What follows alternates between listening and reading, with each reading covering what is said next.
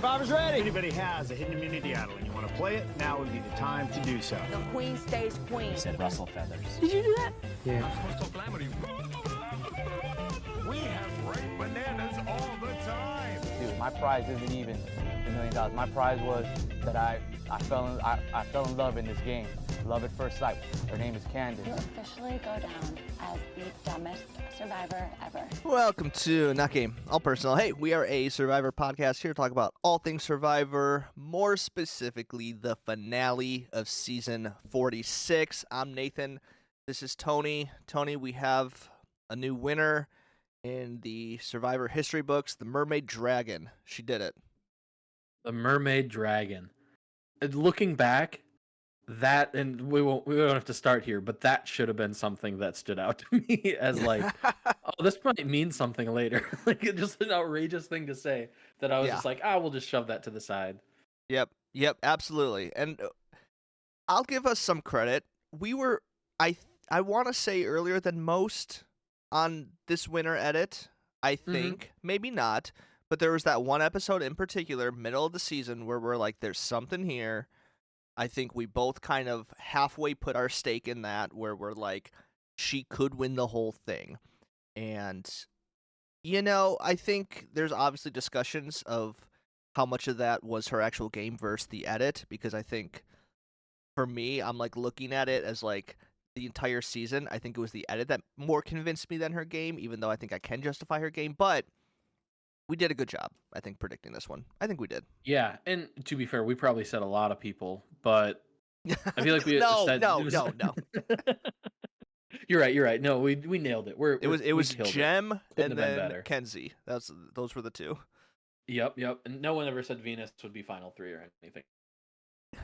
Hey, I do want to give myself some credit though. There was a point mid-season where I predicted Charlie could get to the end and not win. Did you? I don't even remember that. I did say that. It was that middle of the road where he was not getting any screen time. And I'm like, he's playing a good game. We're not seeing him. This is my prediction. I think that's also, I think I threw him and Venus in that same boat. Just of the, like, there's a lot going on with them, but not winner potential. And I think I definitely thought he had a chance later. Like, I wouldn't have said that the past few episodes, but middle of the season, I think I kind of made that, again, half prediction. Yeah. All I'm saying is I'm pissed because the best player of the season went out at 4 again. We just constantly keep seeing this. Like, she was going to destroy all of them in the final 3. They never had a chance. They never had a chance. Feels like we're being mean. I mean, it's good to have confidence in your game. Sure. I don't see it. She was very confident that she had it. So we're recording this 2 days after the finale. So I had a little extra time. I watched some exit interviews, so I took some notes on all these people that we'll be talking about. I have the most notes on Liz. Yeah. Of discussion points. That feels absurd.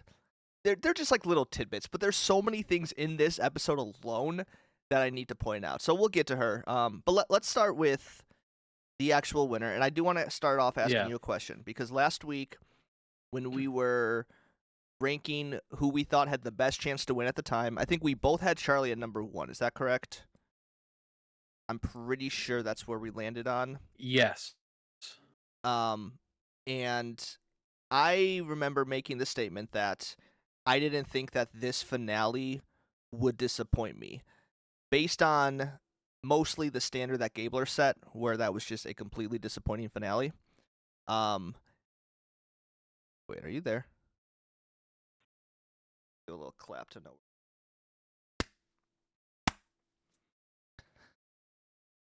So going into last week, I think I had made the statement that I didn't think this would be a disappointing finale based on assuming that Ben and Liz had no chance. And I might be wrong, but I believe you said if Charlie didn't win, you may be a little disappointed. Do you still feel that now that we're here, or have things shifted a bit? So I'd say it's a little complicated. So I think Charlie played the best strategic game in general. Now, we know that's not all that it is. The game is to get the votes, and Kenzie obviously got the votes. Am I a little frustrated with maybe one specific juror and the reason for her vote and the reason her vote went that way? Yeah, I think that's a little annoying, but Kenzie ultimately got the votes that she needed. And like she said, she was great to everybody. Like it was, she played probably one of the best social games we've seen, honestly. Like just how much everybody loved her and wanted her to succeed. Like that matters. And am I annoyed with some votes? Absolutely. Does that matter? Not really. Like I think she's a good winner. Okay. But I would have voted for Charlie.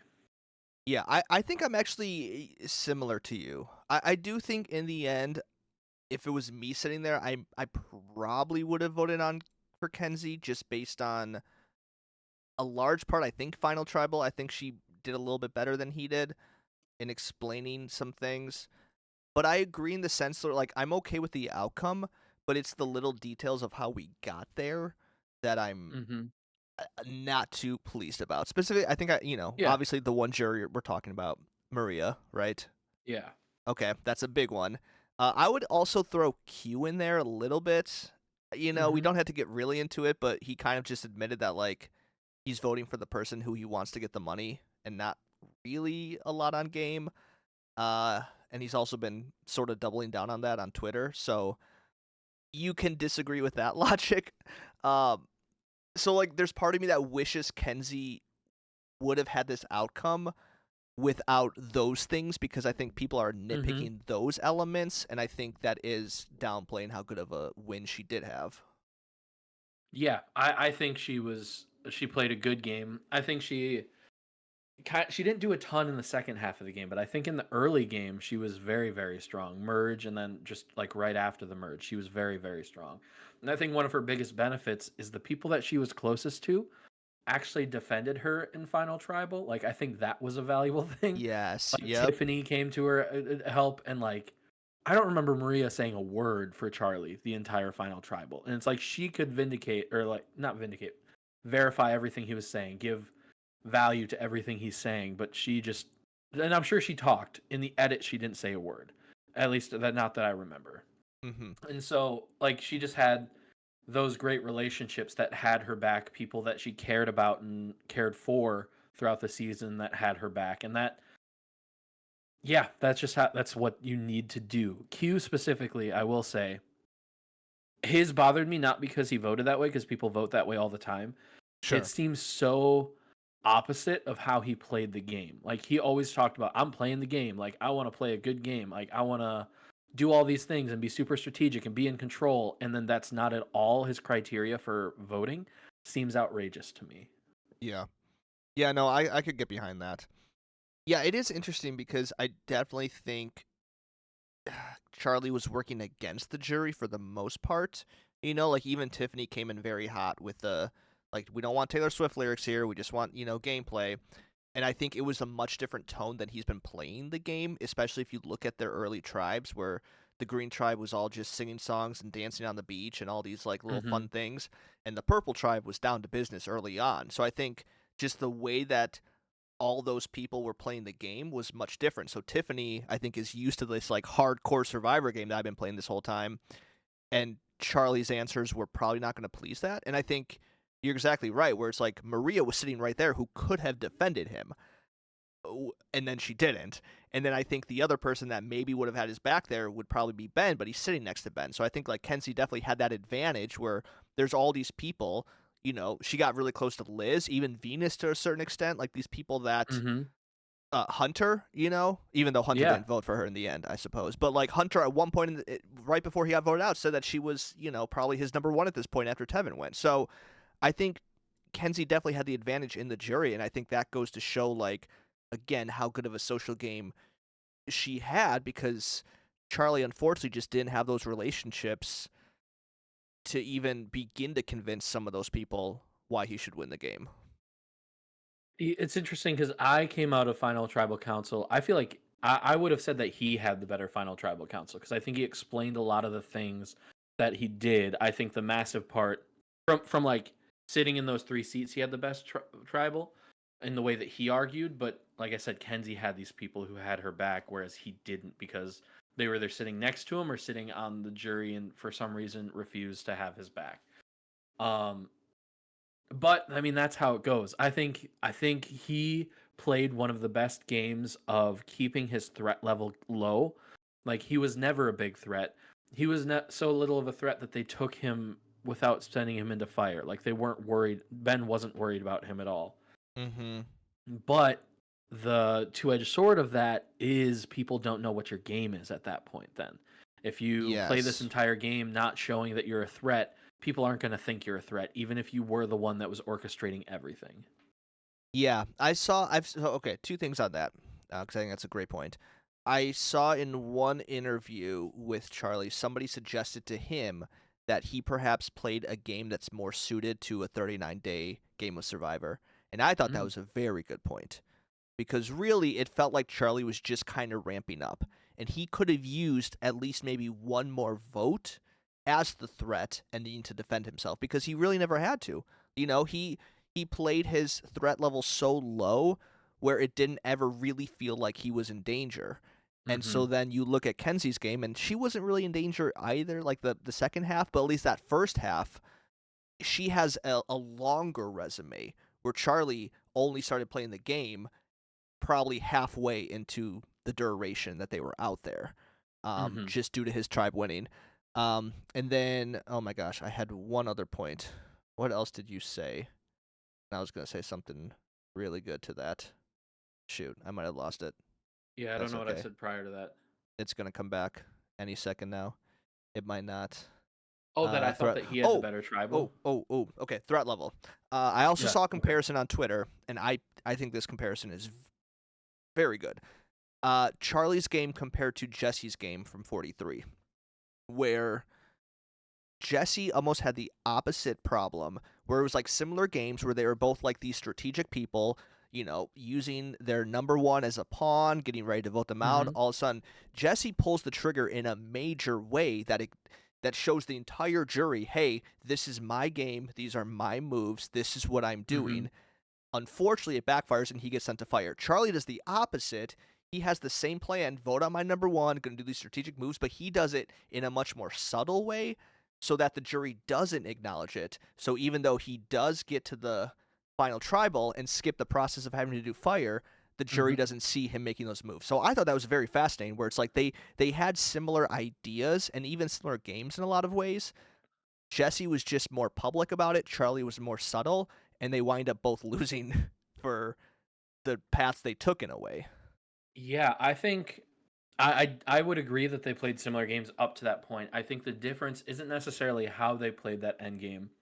It's how they played what was ahead in front of them. So Jesse had that opportunity to take out his number one and have this big coming out party, which I will say I think is always the correct move. Yes, you'll have to fight your way to the end, but you will have you'll be the clear front runner. So unless you crap the bed at Final Tribal, you win it. But Charlie's opportunity to take that shot was the week that Maria won immunity, and therefore they had to go for Q. So she was able to pull that trigger on him first, and then what he did was retaliatory as opposed to him making a move. Yeah, And that's a then great from point. that point, there's not like a big move to make in the game because you just have maybe going for Kenzie, but that obviously didn't happen, and he didn't have the opportunity to do that. So I think it's just the way that the game was laid out in front of him. He didn't have that opportunity, and so there was no opportunity to have. I'm saying opportunity a lot. There was no chance to have his like big coming out party. Yeah. No, that's a very good point. Because I think you're right. Like, if he would have been able to take her out then and go to the final five with Q there instead, because I think when the event, like, and I'll be honest, like, the whole first half hour, I don't know how long it was of this episode of like Maria getting voted out, was kind of boring because you just saw it coming. Like, there was nothing strategic about it. You're right. It didn't even feel like a move from anyone, because even Charlie was he had to go with the numbers. He didn't have a choice. He couldn't frame it anyway. So the only thing he could do is get to Final Tribal and explain, like, yeah, I was actually planning that for weeks. I know it doesn't look like it was my move, but like it kind of Yeah. was. So it is a tough thing to have to talk back, you know, the past few weeks after something happened that everyone was involved in, not just you. Yeah, it's so difficult to play a game that is seen as valuable to the jury and also not seen as too big of a target. That's why you have to wait for like final 7, final 6, final 5. That's where you take the shot and hope that you can weasel your way into the end. Like Yeah. that's kind of just the game you have to play. And I feel like with this episode, I think we'll talk a lot about Charlie specifically because I think he had the best chance of beating Kenzie, and I think he had a very, very good argument for it. But I don't want that to take away from Kenzie. Like she did play a Hmm. very, very good game, and I said that I would be happy with her as a winner.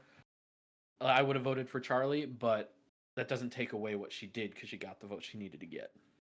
Yeah. Well, speaking to Kenzie, one of the biggest things that I thought worked well for her in Tribal was actually in Hunter's question to Charlie. I forget what the original question was, but then Charlie talked about the vote of getting Hunter out and how Mm-hmm. like that was a big move. I was the one that pulled it, and then Hunter stepped in and was like, "Well, yes, but Kenzie was the one that made me feel safe." And I think That's huge. Yeah. that was a big moment, and she even kind of jumped on that point. And I don't know why I didn't fully realize, but like when you look at most of the blind sides outside of the Tiffany vote, Kenzie was one of the most crucial parts of the plan being executed. She wasn't the one that started it necessarily, Mm-hmm. but for Hunter, like we said, Hunter literally said that she was his number one before being voted out. She Mm-hmm. was the one he told about his idol. She was the one he kept looking over in Tribal and saying, "Who are you voting for?" She said, "I'm voting for Q." Like she made him feel safe. I would say same thing with Venus. Like Venus thought she was working with Kenzie in that vote, didn't play the idol, and then the Q vote especially because they fooled Q and Maria thinking that they were gonna vote for Charlie, and then Mm-hmm. Q went home with it. So like 3 of those people, again outside of Tiffany, like went home with idols in their pocket, a huge part because of Kenzie's ability to like fool them. So I think like Charlie tried to use some of those votes as like this is what I orchestrated, but none of those would have worked if Kenzie flips at all. And even I'll give Liz some credit there because I think the Q vote especially like Kenzie and Liz really got him. They really, worked him there.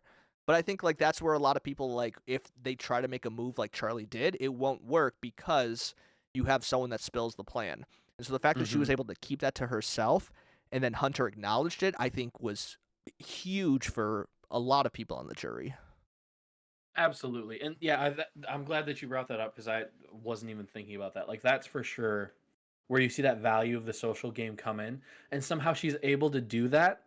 And also, these people aren't mad at her. Like, that's, Yeah. I think, the most impressive part is she was clearly lying to Hunter, clearly lying to Venus, clearly lying to Q, and they respected that for some reason. I do think Charlie deserves some of the credit. I don't think being like, and I don't think Hunter was trying to like dismiss that he had a part in it, but Kenzie had also had a large part in it, so it kind of sucked for him. But yeah, it just being able to make people that comfortable is so impressive, and just being able to watch people like tell lies sometimes. It's like, oh, I can tell you're lying from a mile away, but they don't really know in this moment. Like they're buying it. Mm-hmm. Yeah. Yeah. I just thought it was absolutely brilliant. And I think another point that I've seen several people make on Twitter since the finale is that I think a large part is Survivor still struggles to produce a winner's edit for a social game. Because like when Mhm. you look at most of the winners who have won based on their social game, those are sometimes the most controversial winners. Yeah. Like we're very good at showing big moves. We're very good at showcasing idol plays and alliances, and this was a social win. And I think the edit helped her more so than it did like, season 43 with Gabler, like that was a problem.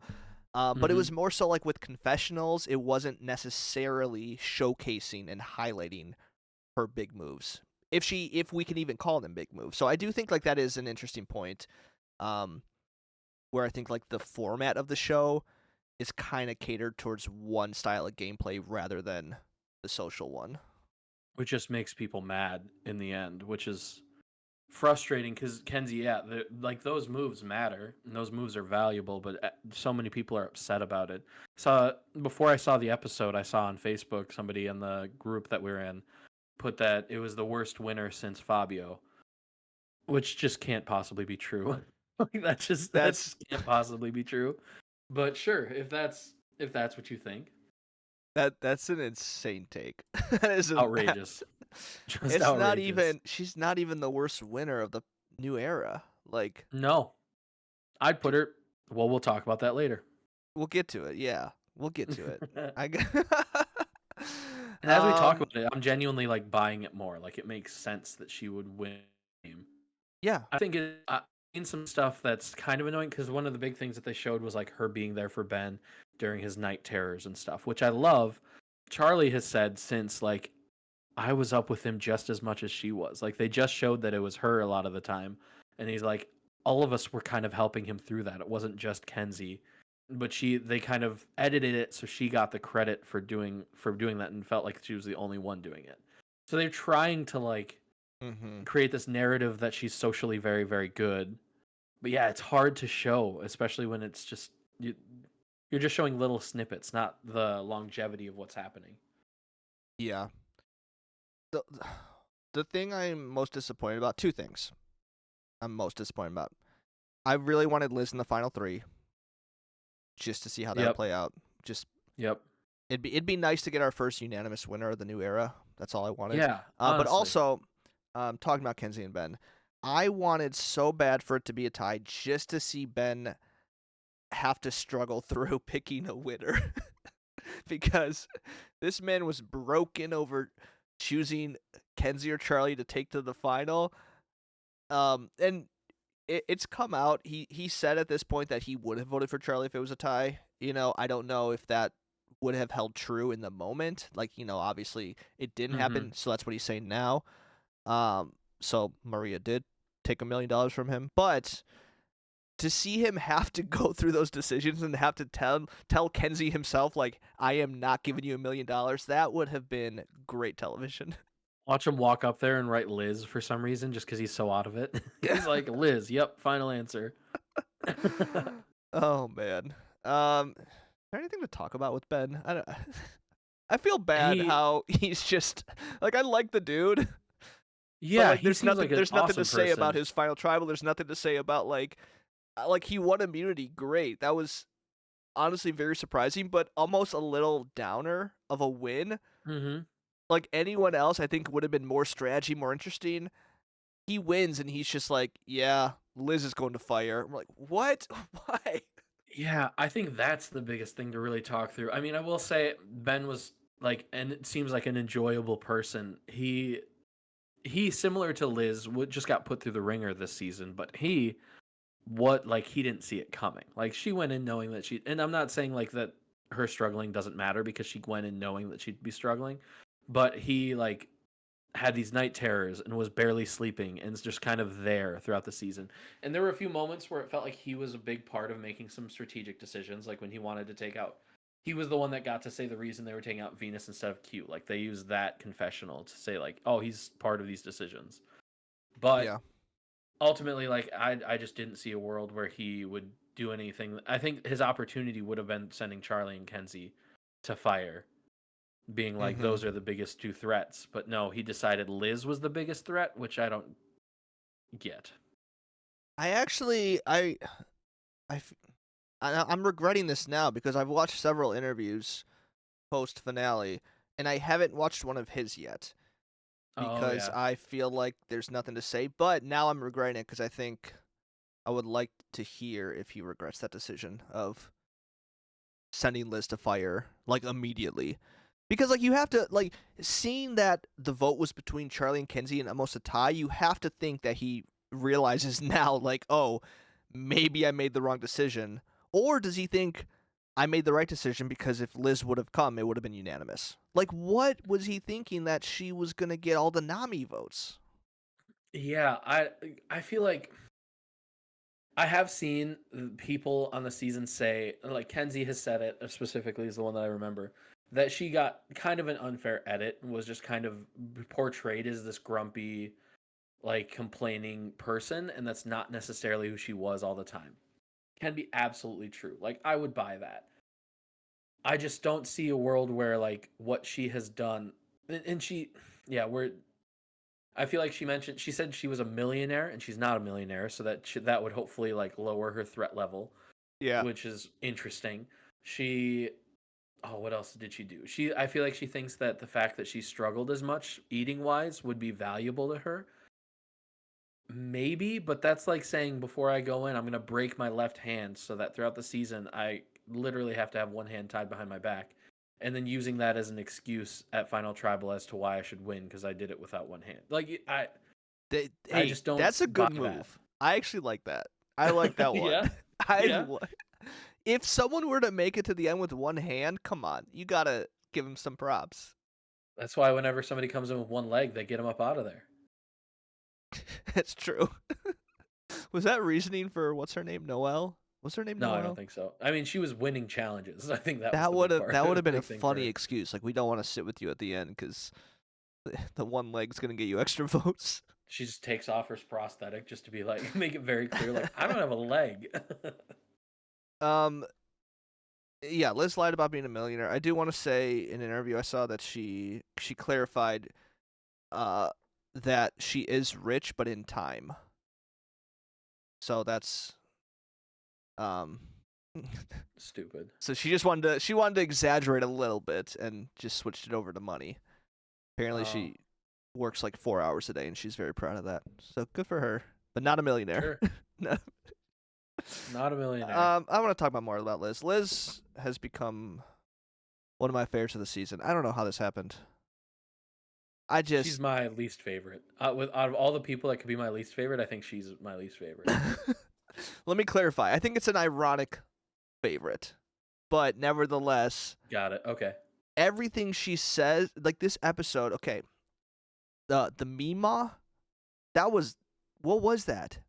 That was crazy. I don't know. That was one of the funniest pranks I've ever seen in my life. Like, they had Jeff completely fooled. Come on, that's a good bit. Pretending like you're an old lady when you're not. That's Get it? good. It's so funny. When she got voted out, she just starts going, boo, tomato, tomato. That's like, She also said, I would have beaten all of you. She's crying, sitting there.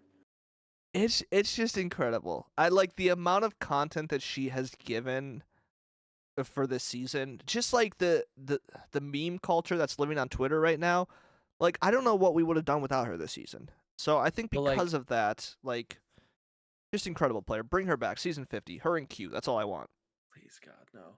The like slow motion like picture of the jury as they were like doing their interviews and it's like all dramatic and everything. She wasn't in it, I'm pretty sure.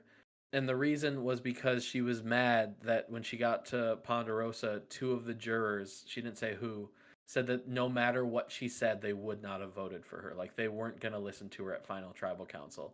And she was furious about that. And so she wasn't a part of that like photo shoot. That's hilarious. And like everything she was going to try to claim, the jury was just going to say you're wrong. Like it just, I don't know, the overconfidence when not realizing that people, I feel like this social awareness just isn't super there. No, 100%. But that's why I love her. That's your favorite thing. Yes, like you love that. I think that's what I'm learning. Because like this season, strategically speaking, not the strongest, right? Mm-mm. Like you're looking at the amount of people. Okay, let me just go through this list. Okay, Jelinski, Jess, Randy will skip, Banu, Jem, Mariah, Tim, right? Soda, Tevin, Hunter. Like not great players in that bunch. No.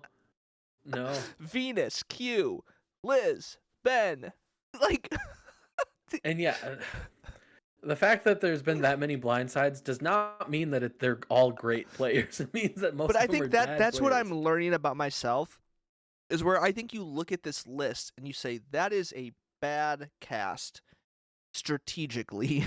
Strategically. I However- was going to say, I don't know about that. That's my point is that I love this season because most of those names have at least brought something to the table for like us Mhm. to talk about or for me Mhm. to laugh at. Like there have been so many clips from this season that I go and rewatch, and I mean the fact that they're still quoting Jelinski at the final tribal, like it's an iconic Insane to me. level that they have reached without being good at the game. And so I think like that's why I at the end like I do love this season, but it's not one that I would point to as being like, hey, and honestly, I don't think any of them would do well on like a returning season. Maybe Charlie. He might be the only one who I think could go play another season and do well at. I think Kenzie could. I think Kenzie, the only worry is threat level. I think Tiffany could. I think Tiffany was a strong player. She got a little too cocky with that idol. Should have played it the first night that everybody found out she had it. But I think Tiffany was a very good player. Okay. I could believe that. And Randon, yeah, that barely counts, but I'd be interested to see Randon again. Well, we're still kind of on Liz, even though I'm going way off track. The only other thing I had on her, kind of hit all of them. She did come into Final Tribal originally voting for Ben, and then changed her vote. And her reasoning for Ben was he was the only one that acknowledged how big of a threat she was. So because he did that, she was going to vote for him. And then Charlie changed her mind, but I'm like, wow, that's she just wants people to acknowledge her. That's all. Who doesn't? Who doesn't want to be acknowledged, Tony? It comes off as incredibly selfish the way that she does it, though. Like, oh my gosh, they see how big of a threat I am. Like, Ben has had a good read on the game. He voted the wrong person just because he was tired a few weeks ago. Like, I don't think that's the person you want. And Charlie backed up, I think. No, Kenzie did. Kenzie thought, like, backed up that she thought Liz was the biggest threat. Charlie was the one that was like, I think I would have brought Liz with me. I think when they asked him that at Final Tribal. I think you're right. Which we didn't mention that, but I do want to mention that because I also thought that was a little slip up that Hunter kind of called him out on. I don't think it was a big deal, but there was the moment where he's like, "Would you have done it differently?" And then Charlie said, "Yes, I would have done it differently." And then he goes, well, "Why didn't you offer to go to fire then?" He's like, "I didn't want to go to fire." So I thought that was also a point against him in a way where he kind of was like, "I want to go to the end without doing fire. However, if it was up to me, I would have done fire." So I could see how that was maybe didn't sit with, I don't think well he with the said. jury. I think he meant he would have put. Oh, I guess still would have put. No, who did he say he would have put in the fire? I don't know. I don't remember that. I don't remember that as like a gotcha moment necessarily. Well, because but Hunter asked them both the question, and then he asked Kenzie first, and Kenzie said, "I would have done it the exact same. I would have put myself in fire." And then he asked Charlie, and Charlie's like, "Yeah, I probably would have done it." And then he's like, "Well, why didn't you?" He's like, "I didn't have to." He's like, "Well, which is it?"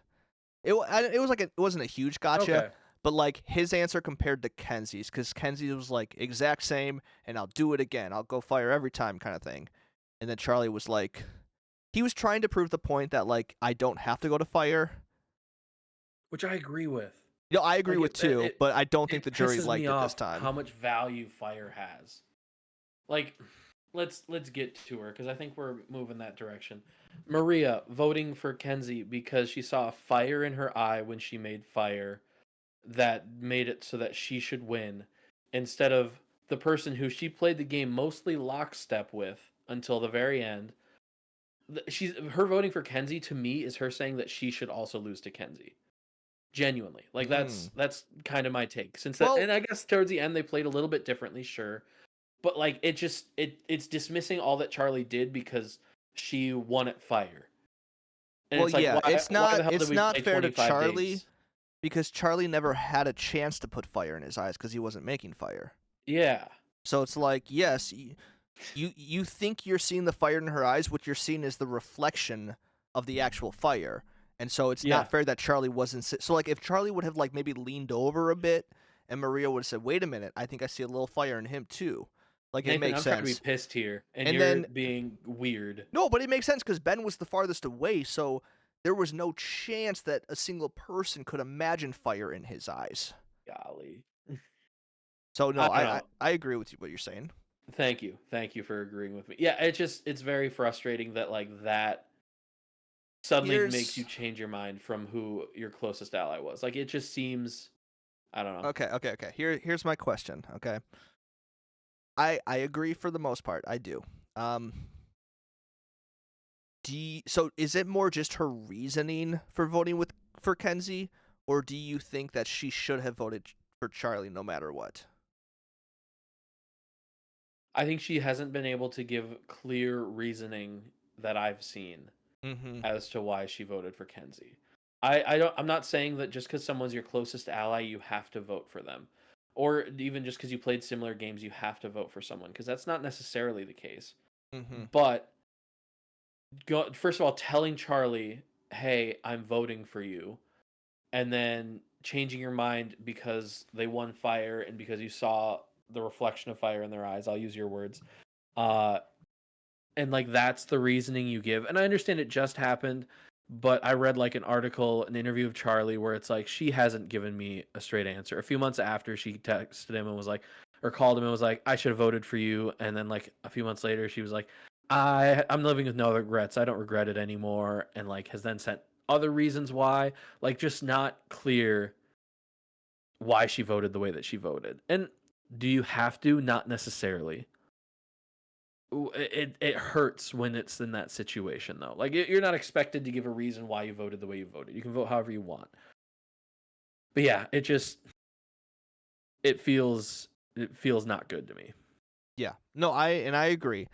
I think what I find interesting, and not necessarily you, that's why I asked that question, but I think I've seen a lot of people where it's almost like going into the final tribal, there's this expectation that she has to vote for him, and then if she doesn't, then I don't know, like she needs like the best reason in the world. Where I've also seen some people, not a lot of people, but I've seen some people a little bothered by Tiffany, how strong she was batting for Kenzie, where it was like she objectively was probably not going to vote for anyone else other than Kenzie. Like she walked in that final tribal, I'm going to vote for Kenzie no matter what.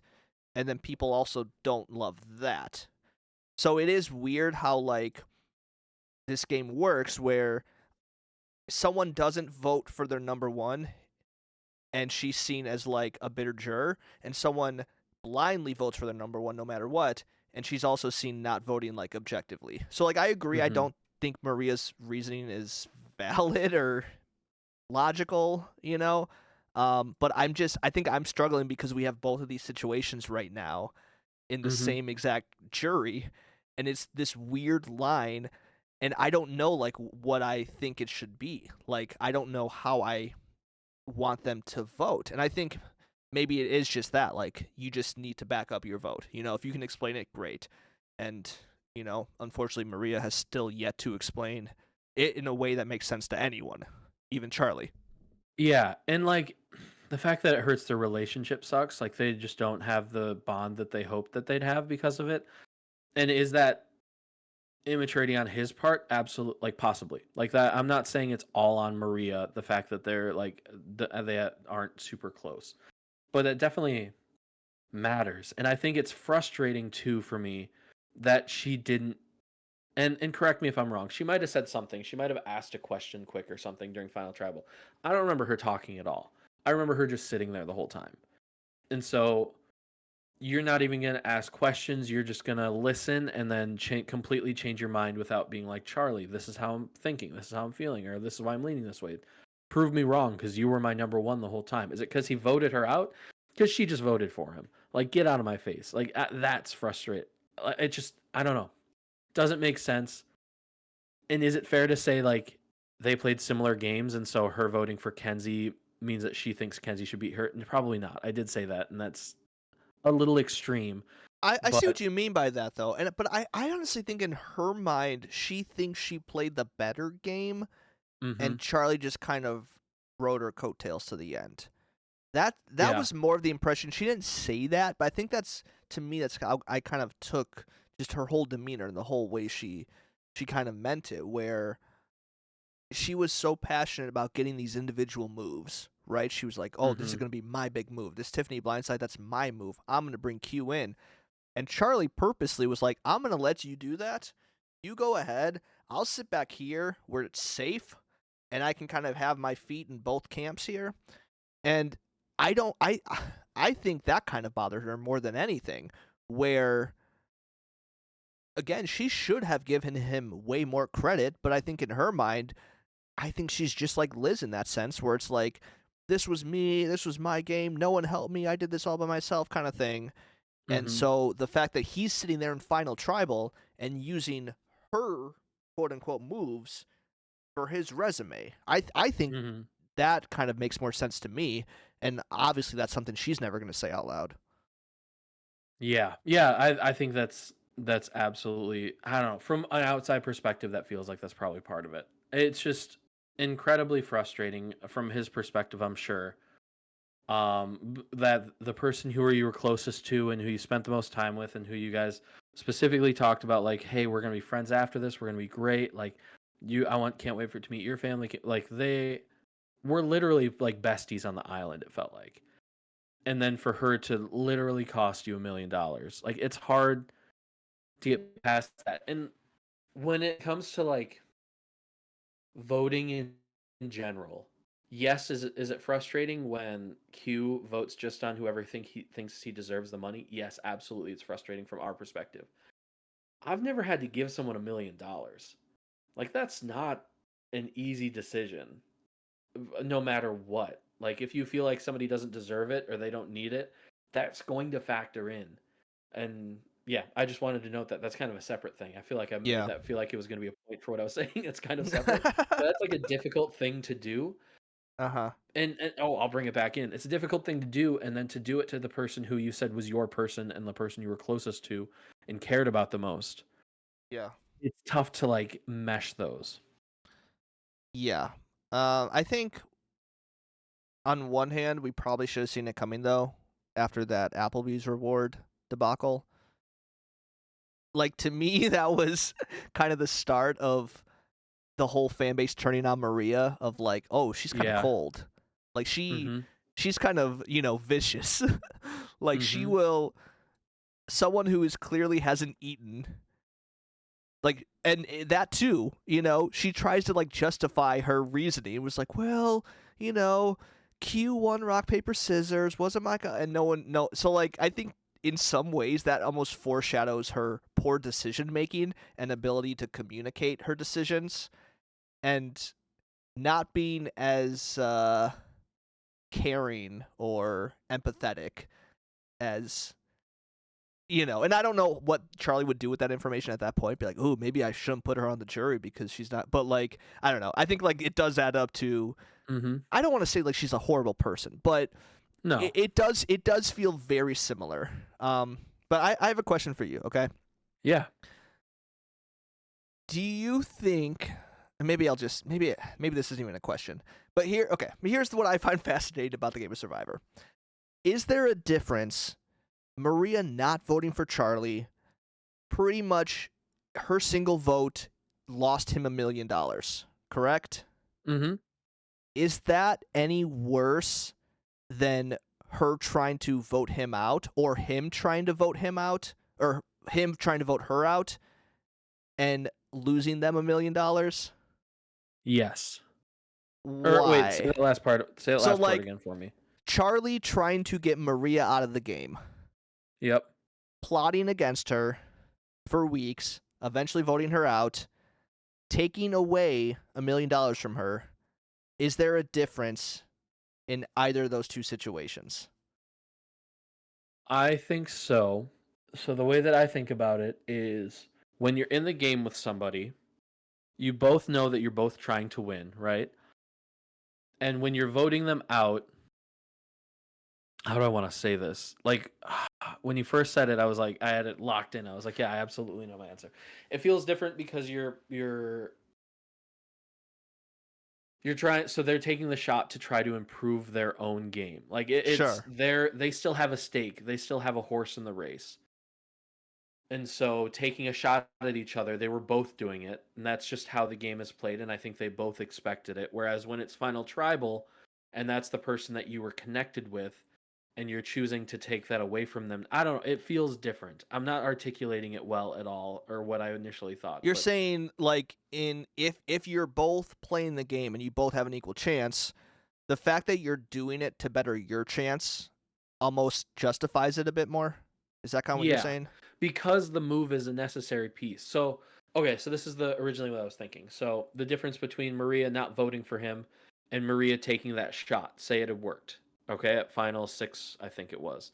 So, if that vote works and takes him out, the difference is she is gaining something from that, and she can use that to then succeed further on in the game. Whereas when she's taking that shot there, it feels, when taking the vote away, I don't know. When it's somebody that you're close to, it feels like you're sacrificing something from them for you to succeed, and it makes sense because that's part of the game. Whereas at Final Tribal, it feels like you're just taking away that opportunity from somebody that you. I don't know. Okay, next and question. Follow up. This is a specific I scenario like because I think this. Charlie, because I think Charlie did play a good game. Charlie didn't play a good game. I wouldn't expect her to vote for him, and if she hadn't said that she would vote for, like, there's specific circumstances that make it frustrating that she didn't vote for him here. Yes, that makes sense. Okay, so another follow-up question. Yep. So, if you take away someone else's chance to win $1 million, it's justified slightly only if it helps you get closer to winning $1 million, right? Because that's the point of the game. I agree with that. Is it justified if you're helping someone else try to win $1 million and you don't benefit from the situation? So, like, her vote for Kenzie as opposed to, Yes. it's not 'Cause I just think not voting for him, it's voting for Kenzie. Sure. I yes. I think because it's somebody that you worked so closely with and played so similarly to, that is the massive difference to me. Yes, I understand, like, voting for somebody else because you think they played a better game. That happens, and people have been doing that for years. It's the commitments that it. Here's an example. Her being like, "I'm voting for you 100% right before she goes out," and things like that she has said. Like the fact that she raise her hand that she had a different decision going into Final Tribal, or did she? I don't think she did. I don't remember. So she went in. That's a good question. Planning on voting for Kenzie. So there was a shift there. It feels similar to when she won that reward, the Applebee's reward, and she picked the way that she did, and then Try to make up a reason to justify it. Yeah, tried to make up a reason and felt like, instead of just like owning, like, this is what I think I just thought Kenzie played a better game. Here are the points that pointed me to that in this, and then like winning fire mattered to me. And if that's the case, sure. But yeah. Does that answer your question? It does, and I don't think there is a correct answer. It's a very fascinating twist to it because I do think there could be some comparisons there as far as, like, again, just the taking, because I think the way that we're wording it and the way that everyone's wording it is like she took $1 million away from him, but nobody's looking at it like she gave $1 million to Kenzie, you know? And so I do think it is this weird dynamic, which is why I love the show, but like because she worked with him, there's this expectation that she has to vote with him unless something major happens, right? Like, unless he played a bad game, then she can switch her vote. But like the other jurors, we're not really questioning, you know, the who else voted for Kenzie to win? Maria, Q, Venus, Tiffany, and Tevin. So like Venus, for example, right? Like Venus doesn't need a big reason. Nobody cares about Venus's vote in this situation. But because Maria worked with Charlie, now all of a sudden she's put on the spot to like have a reason of why she voted the way she did. So I just think, and I get why that is. Like, I'm not saying that's wrong that we are putting that pressure on her. I just think it's fascinating. It's this weird like morality that I think a lot of us are bringing into this game. And there's like these weird unspoken expectations of how people are supposed to vote because of it. And obviously she is playing on with different standards than it seems most people would play, which again brings great discussion. And I don't know, like, I would love to say that, like, if you and I were on Survivor and one of us, you get to the end and I don't, I would vote for you even if you did backstab me or something. But like, who knows? I don't know. Like, and I think that's like one of those great things where no one will, like, I will never have to make that decision of, do I give my friend $1 million or not? Thank God. Yeah. And so when you put someone in that situation, it is just incredible to dissect every single element of it. Absolutely. I think the massive part and just like the linchpin of the frustration is her telling him that she will vote for him no matter what.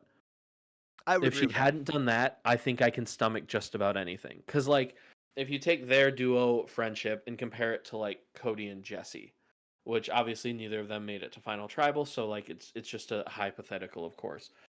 But Jesse took a shot at Cody, surprised him, and got him out. So if Cody doesn't vote for him, that makes sense because he was betrayed. In this scenario, Maria took the shot first and then got voted out. So she can't be like, you blindsided me and you betrayed my trust, because she did it first. And then she told him, I will vote for you no matter what. And then without saying a word, switched her opinion. And so like that's what I think what makes it worse for me than most scenarios like this. Because you know me, I generally don't like bitter jurors. And I don't even know if it was bitterness. I think it's the not knowing that's the most frustrating. And like I said, you can vote however you want. It's nice when you have a way to back it up, or some way to back it up.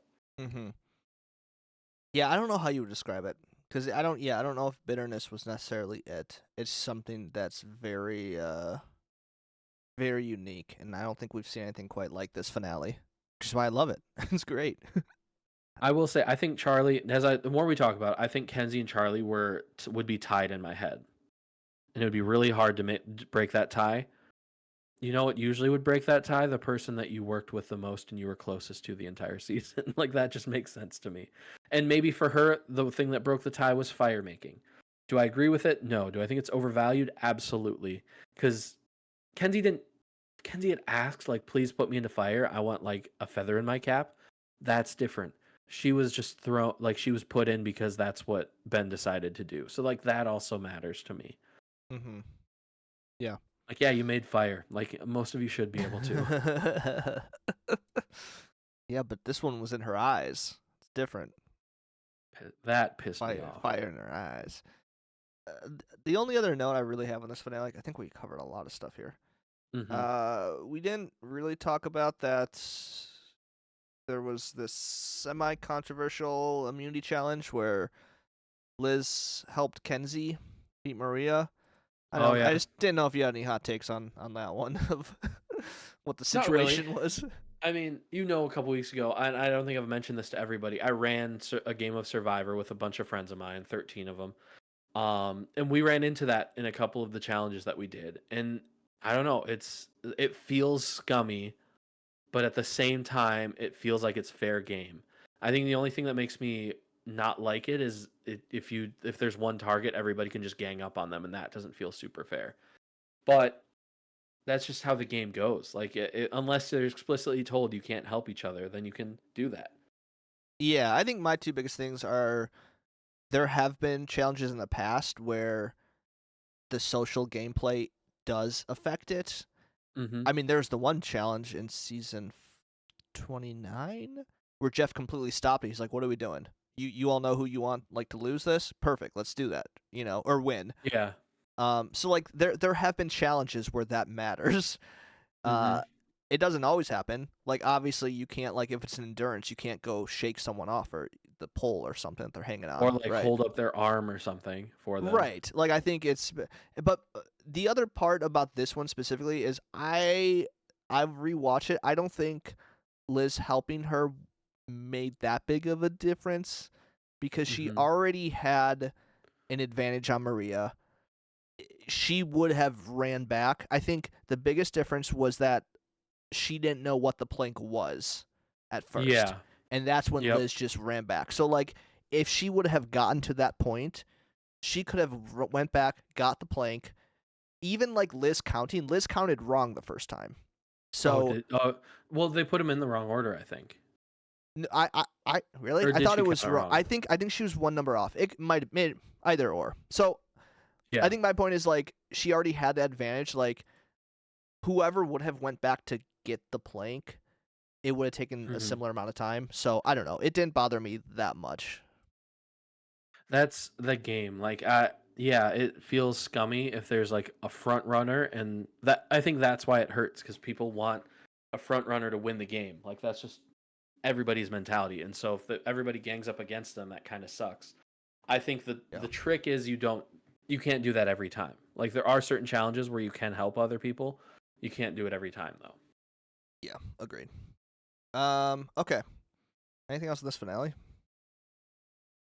I don't think so. I had fun.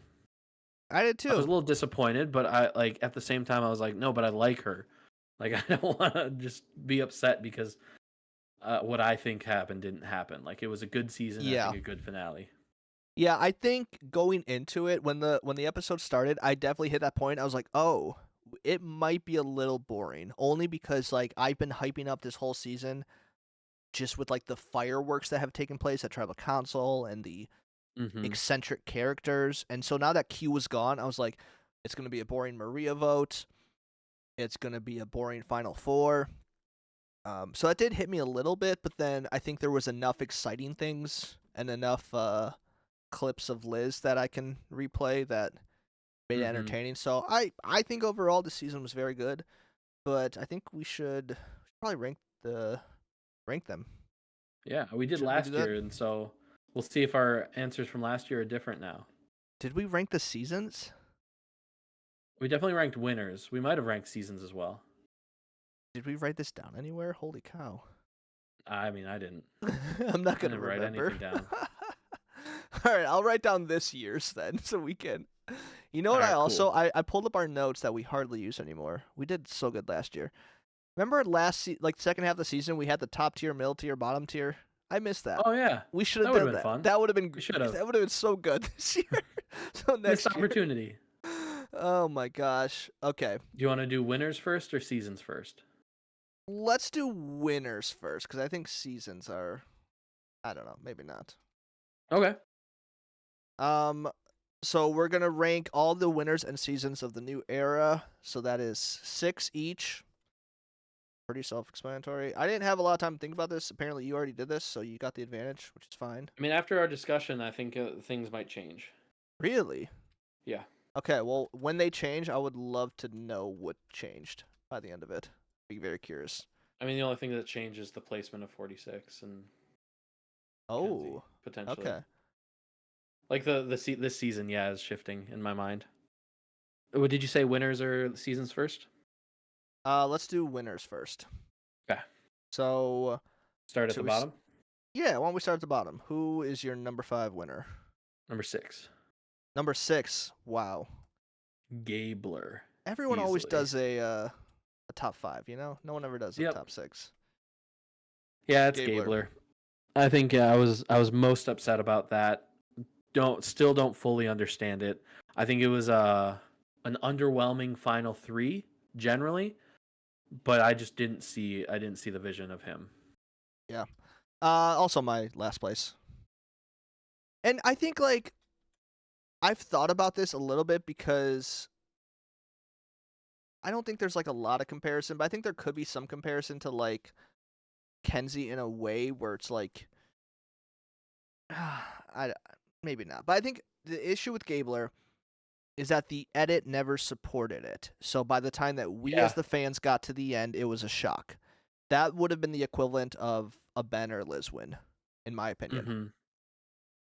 So that's the biggest disappointment. Mm-hmm. You could sell me on how he is a good winner. That's fine, but I didn't see it, and I need to see it if I'm a fan. I did call it a week or two in advance, didn't I? I feel like I remember doing that. The week before, when we ranked 1 through 5, who has the best chance? I think you put him 2 or 3. Okay. You at that point, Jesse was still in the game, Yep. so I think we obviously like Jesse was a clear winner at it or fake Mhm. out, and it ended up being fake out, and I think. My default was obviously Cassidy of like, oh, Cassidy was the secret edit the entire time. Yeah. And you're like Gabler.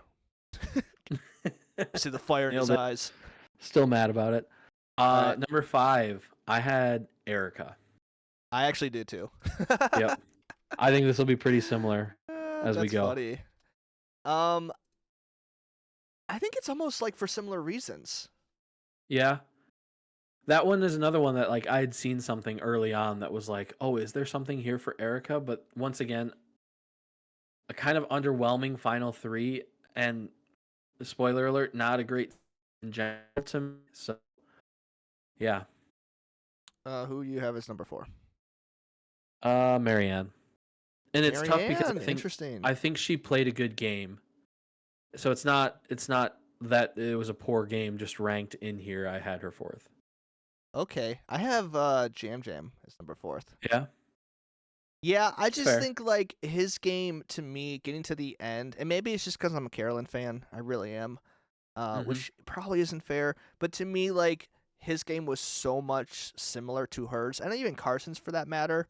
You know, like there was a couple moments where he tried to vote Carolyn out, and there were, I can't remember the vote, but there was one moment where he blindsided someone, didn't tell her about it, so then she was left out. So like I get it, but just Mhm. overall, I don't think it was particularly strong. Yeah, that's fair. Who'd you have Um, next? Next, I think Kenzie. Okay. I think Kenzie at number 3. I could be swayed on her being number 2, but I'm gonna go number 3 for now. So this is the This is edit. tough. Jam Jam was originally 2 for me, and he's dropped down to 3. Okay, After the interesting. discussion. Obviously, we know who's left, but yeah, Jam Jam. I think he played a great game. I enjoyed watching Jam Jam. It was bummer that Carolyn didn't really get the credit that I think all of us hoped she deserved. I was rooting for Carson, but I think that 3, I would have been happy with any of them. I think they all played great. Uh huh. Okay, we'll talk about Kenzie for a second then, as your number 2. Oh, she's not. No, she is my number 2. Yeah, Um, like I know, we both have the same number 1. Let's be yeah. honest.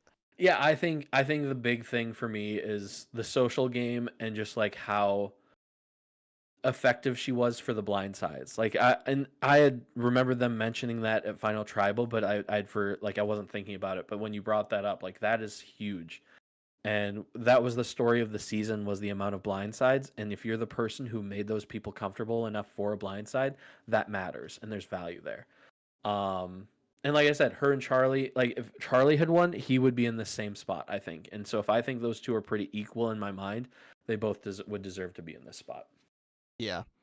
My number 2 is Marianne. I think I just like she had, I think, multiple things going for her. I think strategy, big moves, social game, like it felt very well rounded, and I Hmm. think that she was one of my like favorite type of surprise winners. Where I think like Erica could be grouped in that, where it's like second half of the season, all of a sudden you're like, oh, this person might be doing more than I originally thought. But I Hmm. think Marianne was portrayed a lot stronger than like let's say Erica or others. And I think they again, learned their lessons over I those think they 6 did, months. yes. um, I could be sold on putting Kenzie number 2. So this, like the 2 and 3 are so similar, and I think where you're saying this conversation swayed you, I think I'm trying to be defensive and not let recency bias creep in, even though that Yeah, might be the correct answer. So that's fair. ask me tomorrow, and maybe it's different. Yeah. And then number 1, I mean, Yeah, D was it's the front runner it's for a the while, and then D winning is like Jesse winning or Maria winning when it was like final 6 or 7. Like the person who is the clear front runner who's running the game, that person winning. So obviously that's going to be the best winner and one of my favorite winners. Period. I think. yeah. No, she's definitely up there.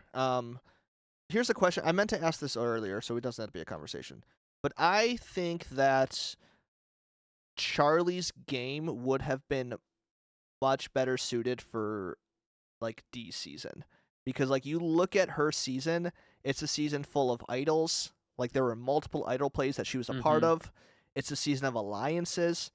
There was practically 0 alliances on this Yeah. season.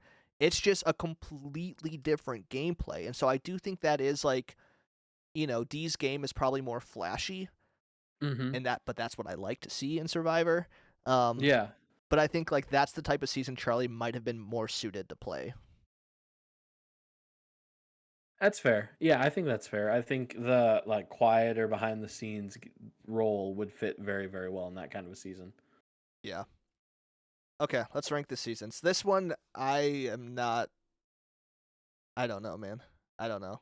I don't I'm know. going to be switching up my order a decent amount, so we're just going to follow my heart on each of these. But the bottom number 6 is easy for me. What did you have for number 6? I think for number 6, I think I'm gonna go with 43. Really? All right. Yeah. I think I- the clear one for me is 41. Well, okay, so here I think part of it is, and we've talked a little bit, but I've just never loved Jesse as much as everyone else. I think he's a great player, but I think, correct me if I'm wrong, but I think that's a big reason why a lot of people like that season. Yeah. And I think you take him away, which in my mind, if I don't love him, he doesn't outweigh like no one else from that season. Maybe Cody. Like there's nothing else about that season that I think I would want to revisit. Jesse, enjoyed Jesse, Cody, Carla. I like Noel. I remember Sam being saying he was older than he was. Like there were things in there that I think I enjoyed, but that's fair. See, Carla to me is Yeah, that's Maria level. Like I don't ever want to see her play again. That's yeah, that's what it became. But early in the game, I remember enjoying watching her play. But I'll share more on that season when we get to it. yeah. on Okay, my end. 41. Talk to me about 41. 41. I don't like the winner, obviously, and Shan is maybe the only person on that entire cast that I like want to see again. I was talking to coworker Nick yesterday, and like it's just such a stark difference gameplay wise, and so I feel like that was a little like there was a lot of shifting things that I think they've pulled back a little bit on since then. Yeah. But yeah, just not a super fun cast to me. Yeah, looking back, it's not one that I'd want to rewatch. It's probably one of my pretty low on my overall seasons. I also have 41 low. That's my number 5, so I'll just talk about it now. Okay. I do agree for the most part. I think the cast I enjoy a little bit more. Like it felt like there was still some more going on, because you had Xander, you had Danny, like you had people doing things, because I think it was like this weird limbo of people trying to play old Survivor but with this new set of rules. So I think like it was more frustrating than anything to see these rules hinder people from playing a good game Survivor, where I think they eventually adjusted. And I forgot to mention earlier with the Erica, why I have her so low, like the Hourglass twist, like I think that's not talked about enough, how like Survivor completely walked that back and admitted it was stupid, and also how like she benefited tremendously from it, and that like really set her up to win the game. So just horrible twists. So yeah, I agree. Not a good season. What's your number 5? Ooh. So that was your 5. That was my 5. This one I don't feel good about having this low, but as I look at other seasons, it's where it falls for me. 42. Okay. 42. Like I had a feeling that was yours. Which like Marianne, I didn't love her throughout the season. Towards the end, I think at the end I was like happy that like I was comfortable with her winning. I feel like she did what she needed to. She was a lot better at Final Tribal. I remember saying that like I can't imagine her defending herself at Final Tribal. She killed it. She had a phenomenal one. Yeah. I think the person that I really liked that season was Omer. And he got voted out by Marianne, but also the like stuff of him going to Ponderosa and the response that he got. I don't know if you've seen all that stuff. We don't need to get into it. But Yeah, looking it was at the cast, he's really the only one that like I'm like, oh, I love him. Him and Roxroy. No, not Roxroy. Just kidding. And I did like Drea until all that stuff came out. But yeah, just looking at the cast, it just doesn't scream to me like, oh, I loved that group, or I really liked that group. Okay, who do you have as number 4? I need you to stall for a moment, because I think I might be flipping. I don't know. I might be flipping some stuff too. I think. Oh, what do I value most? This is difficult because this is.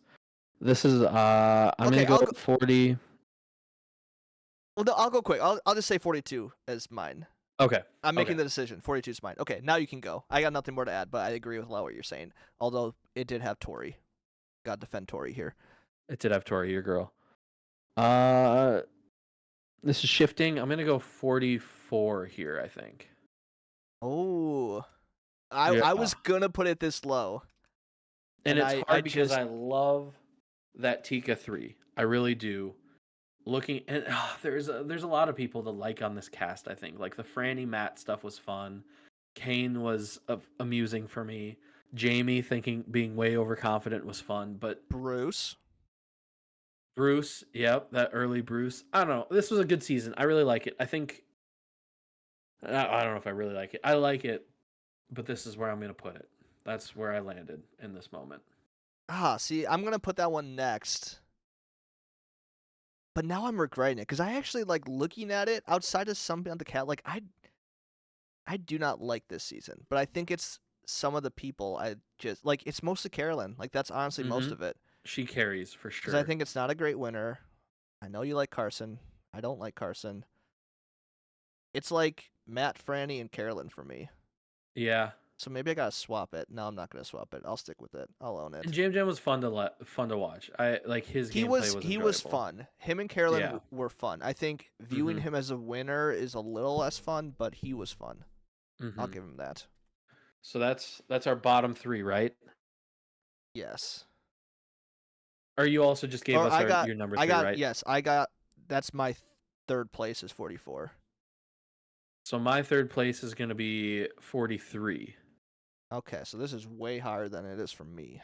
Yeah, and and you brought up it's probably mostly the Jesse stuff, but I remember going into this final episode, and I think I said it to you, it was potentially going to be a top 10 season for me in general if Jesse won it. And so I enjoyed so much of the game up to that point, and yes, the end matters a lot for what my favorite is, but I couldn't let that. I feel like it would be disingenuous to say, oh, I like 90% of it, but that ending sucked. And so number 3 for me. Really enjoyed Jesse. Really enjoyed Cody. I remember liking Noel. The pre-jury the pre-jury I feel like was interesting. There was the big Ellie versus Gabler, which Gabler. was entertaining, even if I don't like Gabler as a winner. Um, yeah, I feel like I liked a decent amount of people on this cast. Yeah, so that's how I feel about 43. Are you a big Geo fan? Loved Gio. Yeah. Did Yep. you? He was running the show. Janine? I remember Janine All right, what's your number 2? This is going to be trying to quiz interesting. me. This is going to be interesting. Yeah, and this is the one that switched. So this one switched, and that tells you what it is. I originally had 44 as my number 2, dropped it down to 4, and put 46 at my number 2. You mean 45? No, You said 44. you already talked about 44. No, I'm saying I moved that down to 4th place and moved 46 up to 2nd after this conversation. Sorry, my mistake. Okay, so 46 Yeah. is number 2. Okay. 46 is number 2 for me. Like I said, 2 deserving winners at Final Tribal, a lot to talk about. It's just so much chaos, so much overconfidence. I wish one of those idle plays had happened, but the fact that none of them happened, I think just adds to the interesting part of this season. Just insane people played in the season, and that just made it so interesting to try to figure out like was Q trying to do something there? Was this on purpose? That like those conversations were a lot of fun. And yeah, very deserving winner. So yeah, that's 46 for me is number 2. Okay. I put Kenzie low intentionally on my winner ranking because I didn't want recency bias, but here I am, slipping thought you would. 45 down to number 2. So 45 Yep. is my second favorite season. Yep. This is gonna change. I'm not owning this at all. Okay, but I think obviously D is the best winner, and I think that's the majority of the reason why I like this season so much. Mm-hmm. There's a lot of fun people. Caleb, Emily, Kelly. Kelly to me is like, I want to see Kelly play again. Like that's to me like one of the number one, like, give her a second chance. The 4 out of my 5 favorite 4 out of my 5 favorite people went out in 5 straight weeks. So Caleb, Kelly, Bruce, and Emily, love all of them, and I still enjoyed the end game a ton. Like I feel like that says a lot. Yeah, I think you're right. I'll talk about 46 now too in comparison to it because I think Yeah, we're both what right I there. So yes, what I that like works. so much about 46 is I think it's this almost reset or pushback on the meta that has been growing in Survivor, where I think last season D played almost a completely flawless game. Hmm. Idols, alliances, immunity, everything included, right? The twists, all of that. And I think all season for 46, we've been talking about how there has been no twist, no advantages. There has been nothing but chaos. And so I think I value that entertainment, I think, just a little bit more than a straightforward perfect game, which I think D played. So that's Hmm. giving so much credit to D. She played so flawless that it almost prevented people from being stupid. Hmm. And I think Yeah. 46 was like, we don't need idols. We're entertaining even without it. We don't need the hourglass twist. We don't need the what I don't even know what else. Like I feel like the summits were useless. Like it Yeah. was just it felt so classic Survivor because no one was even paying attention to that stuff, which I think I enjoyed. And again, recency bias, so I'll change my mind tomorrow, I'm sure. You know, it's a crazy thing. What? We have this season in our top two, each of us. Mm-hmm. 3 out of the first 4, well, 2 out of the first 4 people quit, and one was like for sure going home. Like that pre-jury was not interesting at all, and actually we hated it. I feel like as like a Survivor community. Yeah. But everything after that was so good that I'd still have it rated this high. Mm-hmm. Yeah. No, you're right. It's insane. I even think because that is fascinating because both of these seasons the pre-jury was crap. Like Pre-jury doesn't matter when it comes to overall like enjoyment of the season. It just doesn't to me. yeah, in fact, like most of like the seasons with good pre-jurors, like actually I don't know who does. Well, it's impossible to know because we don't know who they are, right? Like, It's uh, returning seasons. Like Heroes versus Villains has a really fun pre-jury. yeah, yeah. Oh, that's fascinating. Okay, well there you go. Anything else you need to say about 45 or 46 here? They're finally hitting their stride, I feel like, in this new era, and I hope it continues. Yeah, I think give us chaotic players. I think both seasons have a handful of those. Mm-hmm. Give us strategic players that have to learn to work with them. And just eliminate some of the advantages. Because I know I'm talking about D and how she had idols and stuff, but like compared to other seasons, like it was still more straightforward than most. Mm-hmm. It's very traditional alliance play, an idol or two. Here we go. Yeah, We love it. love it. All right, well, let's wrap it up on this season. Wow, what a strange place for a Survivor fan to be in. Oh, I will say the ratings for Survivor is the highest it's been in the new era as far as like people watching it, like Oh, really? demographics. Yep. I love that.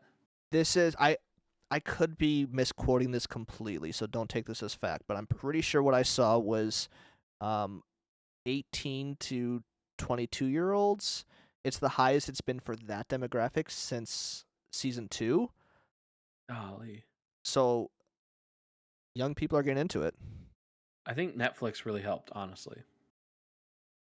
I Just think so throwing a too. few seasons Yeah. on there. No, I think it did. So who knows? Maybe Survivor is not dead yet, even though it might have felt like that watching 41 and 42. But here we are. Mm-hmm. Yep. All right. Well, that's it for the season. Thanks for listening, everyone. For more episodes, visit notgamepersonal.com. Follow us on Instagram, Twitter, TikTok, YouTube at NGAPpod. That's at NGAPpod. I'm Nathan. This is Tony, and I don't know when we'll see you next, but we'll see you again. 12 seasons, 2 pals, 1 podcast.